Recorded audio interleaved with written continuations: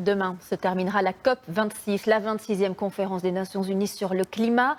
Un rendez-vous pour trouver des solutions face au réchauffement climatique. Et nous, on souhaite s'arrêter sur un changement majeur que l'on observe tout près de nous. Dans nos forêts, des arbres souffrent et n'y survivront pas.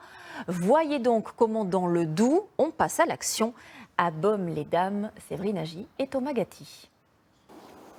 Le problème concerne plus de 300 000 hectares de forêt en France. Certaines espèces d'arbres ne résistent pas au climat actuel et dépérissent. Là, ce qu'on voit, c'est un sapin qui a ses aiguilles toutes rouges. Alors, donc, il est mort et il est mort cette année.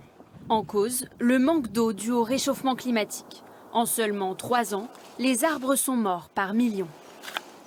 On a eu des sécheresses importantes, des canicules aussi. Et ça a beaucoup stressé les arbres qui n'étaient pas habitués à ces conditions climatiques. Soit des arbres sont morts directement, soit ils étaient trop faibles pour se défendre face à des insectes qui, d'habitude, ne les tuent pas. Pour imaginer la forêt de demain, de nouvelles espèces sont testées. Dans cette parcelle, de l'érable à feuilles d'aubier venu du sud de la France. On cherche en premier lieu à ce qu'elle soit plus résistante au manque d'eau, sécheresse, canicule, mais il faut aussi qu'elle résiste au froid. Et on regarde aussi qu'elle soit capable de produire du bois d'œuvre de qualité. Donc là, quand on plante des arbres aujourd'hui, on réfléchit à quel climat ils vont rencontrer sur la totalité de leur vie, y compris dans 100 ans.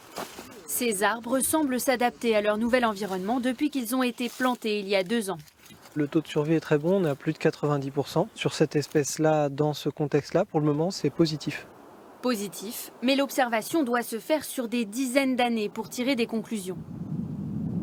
À l'arboretum de Baume-les-Dames, des espèces venues de tous les continents ont été plantées en 1994.